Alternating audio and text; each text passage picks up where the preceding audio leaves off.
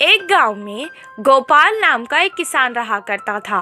उसके पास जो जमीन थी वो उसमें अलग अलग फसल उगाया करता था। उसके पास एक बैल थी जिससे वो खेत में हल चलाता था और बैलगाड़ी में कभी कभी बांध देता था। बैल सारा दिन काम करके थक जाता था। कभी कभी उसे अपने मालिक पर बहुत गुस्सा आता था, पर कुछ नहीं कर सकता था। वो सोचता था कि एक दिन उसका भी समय बदलेगा। एक दिन अचानक उसके मालिक ने अपने साथ शहर से एक गधा खरीद के ले आए और बैल के साथ उसे भी बांध दिया। गधा बैल के साथ बात करके दोस्ती करना चाहता था।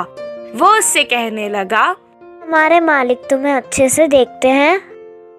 गधे की बात सुनकर बैल दुखी हो गया और अपना सारा हाल सुनाने लगा। ये सुनकर गधे ने कहा, अगर तुम्हें काम से बचना है तो मैं एक उपाय देता हूँ। इसी बात का वो इंतजार कर रहा था कि कोई उसे काम से बचने का उपाय दे। तुम खाना पीना छोड़ दो और बीमार होने का नाटक करो। इससे मालिक तुम्हें कोई काम नहीं देंगे। गधे की सलाह सुनकर अगले दिन से वो बैल वैसे ही करने लगा। ना खा रहा था, ना पी रहा था, ना ही खड़ सकने का नाटक कर रहा था। उसे बीमार देखकर किसान उसे छोड़कर अकेला ही खेत चला गया। वो वैसे ही सारा दिन तक बीमार होने का नाटक कर रहा था।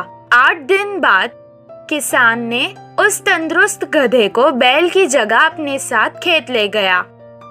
जो काम वो बैल से करवाता था वो अब गधे से करवाने लगा।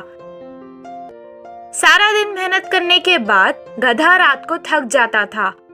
बैल को आराम करते देख के वो कहने लगा, अయ్यो, मैंने उसकी मदद करके अपना ही नुकसान कर लिया। बचने के लिए कुछ उपाय सोचना पड़ेगा।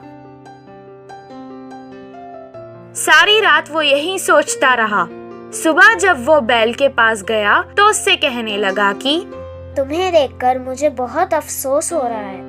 तुमसे आजकल कुछ काम नहीं होने के कारण तुम हमारे मालिक पर बोझ बनते जा रहे हो। मैंने कल मालिक को बात करते सुना था कि वो तुम्हें अब पशुशाला बेच रहे हैं। गधे की बातें सुनकर वो सोचने लगा कि अब उसे अपना नाटक बंद कर देना चाहिए। अगले दिन से वो तंदुरुस्त होकर खाने और पीने लगा। उसे तंदुरुस्त देखकर किसान उसे अपने साथ खेत ले गया। अब वो उससे ही सारे काम करवाने लगा। इससे गधे को आराम हो गया।